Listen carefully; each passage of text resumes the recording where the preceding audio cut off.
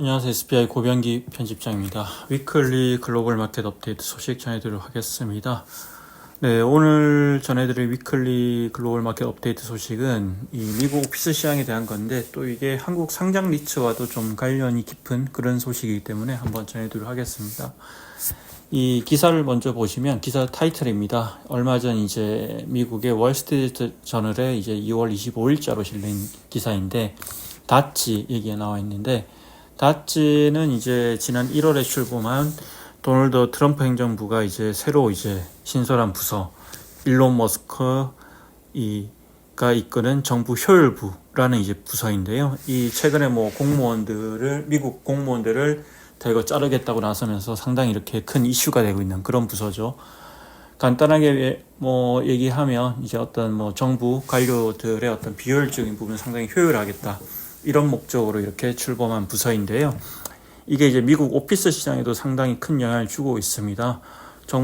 이 기사 제목을 보면 이제 이 다치 주도로 미국 연방 정부가 쓰고 있는 오피스 임대 계약을 하고 있는 오피스 임대 계약을 종료하고 또 일부 건물은 매각하겠다 이렇게 밝혔는데요. 사실 이제 도널드 트럼프 행정부 출범하고 나서는 이제 미국 오피스 시장에 대한 기대감이 좀 커진 부분이 있습니다. 왜냐하면 이제 트럼프 자체가 보면 재택근무를 극도로 싫어한다는 그런 발언들을 계속 해왔고 계속해서 이렇게 사무실을 복귀해야 된다는 얘기를 했기 때문에 맨하탄이라든지 이런 주요 미국 대도시 오피스 시장이 좀 긍정적 영향을 받을 거다. 이런 이제 얘기들이 계속 나왔고 물론 이런 측면은 계속되고 있지만 또 한편에서는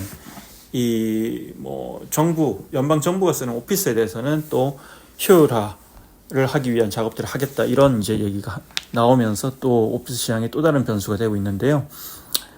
일단 뭐 이 캘리포니아부터 워싱턴 DC에 이르기까지 상당히 이제 미국 전역에서 이런 연방 정부 이제 오피스들이 많기 때문에 이런 이제 현지에서도 이제 막 회복세가 시작된 오피스 시장에 부정적인 이슈가 될 거다 이렇게 이제 나오고 있고요. 이 월스트리트 저널 보도에 따르면 이제 정부 기관 사무실 임대 계약 약 100건을 종료하고 또 통합 대상으로 삼고 있기 때문에 그리고 또 한편으로는 비어있거나 활용도가 낮은 연방 소유 건물의 3분의 2 정도를 매각하는 걸 고려하고 있기 때문에 특히나 연방 정부가 임차하거나 소유하고 있는 건물이 많은 이제 워싱턴 DC 같은 지역은 이 표적이 될 수 있다 이런 얘기들이 나오고 있고요. 실제 이제 에비슨 영이라는 부동산 컨설팅 회사에서 이제 보여주는 이제 공실률 추이를 보면 워싱턴 지역은 계속해서 코로나19 이후에 높은 수준 유지하고 있고 작년 4분기, 2024년 4분기 기준으로도 18.3%의 공실률을 보이고 있습니다. 네, 이 뉴스가 좀 이렇게 한국 시장에서도 투자자들한테 좀 눈길을 끄는 이유가 실제로 한국의 상장 리츠도 이런 오피스에 투자하고 있기 때문이죠.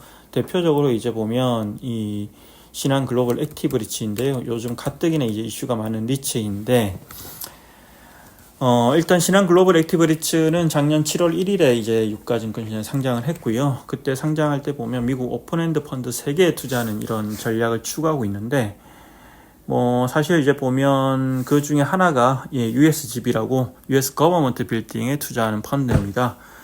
아까 말씀드린 연방 정부가 임차하는 그런 자산에 이제 투자하고 있는 펀드고요. 현재 보면 투자 자산이 16개고 또 이렇게 전반적으로 주요 이제 FBI라든지 국립암연구소 그리고 연방공화국 그리고 총무성 이런 기관들이 쓰고 있죠. 사실 이제 이거는 상장할 때 좀 약간 논란이 되기도 했습니다. 왜냐하면 이제 신한 글로벌 액티브 리츠를 운용하는 신한 리츠 운용에서 실은 이 연방 정부가 쓰는 오피스를 오피스로 분류하지 않고 정부 인프라라고 또 분류를 하면서 이 오피스 시장의 우려가 높은 시기였기 때문에 우리는 오피스를 8%만 담고 있다 이런 이제 얘기를 했기도 했고요. 실제 대부분의 투자자들이 저거는 이제 일종의 눈속임이다 이런 지적도 많았고 앞서 보여드린 이제 월스트리트 저널 기사를 보더라도 명확하게 이 오피스라는 이름이 들어가 있죠. 네, 어쨌든 오피스 그때도 이슈가 많았는데 또 한 번 이렇게 다치가 연방정부 오피스로 효율화하게 되면서 또 얘기가 계속 나오고 있습니다. 이와 관련해서 신한 리츠 운용이랑도 좀 얘기를 해봤는데요. 이제 신한 리츠 운용이 때마침 콜을 했다고 합니다. 이 다치발 이슈를 포함해서 여러 가지 이제 이슈들에 대해서 이제 콜을 해서 대화를 나눴는데 일단 결론부터 얘기하면 이제 신한 리츠 운용에서는 크게 우려할 건 없다 이런 얘기를 하고 있습니다. 일단 이번에 콜을 해보니까 이 현지에서 받아들이는 그런 비효율적인 자산에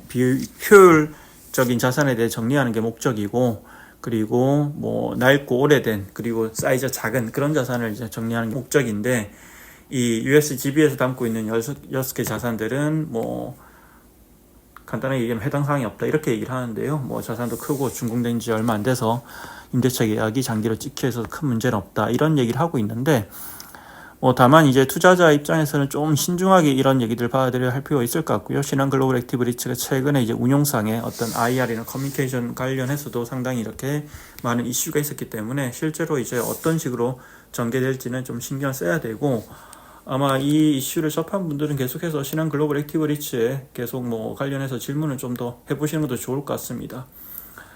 네, 참고로 이제 미국에도 이런 이제 정부 연방 기관들이 임차에서 쓰는 오피스에 주로 투자하는 리츠가 있습니다. 이스털리 거버먼트 프로퍼티스라는 리츠인데, 실제로 이 리츠의 주가를 보면 뭐 최근 이제 SL 그린이나 이런 보네이도가 최근 1년 동안 주가 회복세가 상당히 강했던 것과 달리 이런 정부 기관 임차한 리츠는 또 이렇게 주가가 딱히 이렇게 크게 이제 반등하지 않았다는 점도 참고할 필요가 있을 것 같습니다. 이상으로 미국 트럼프 행정부의 정부 효율화 조치와 신한 글로벌 액티브 리츠와의 어떤 관계, 연관성에 대해서 얘기를 전해드렸습니다. 고맙습니다.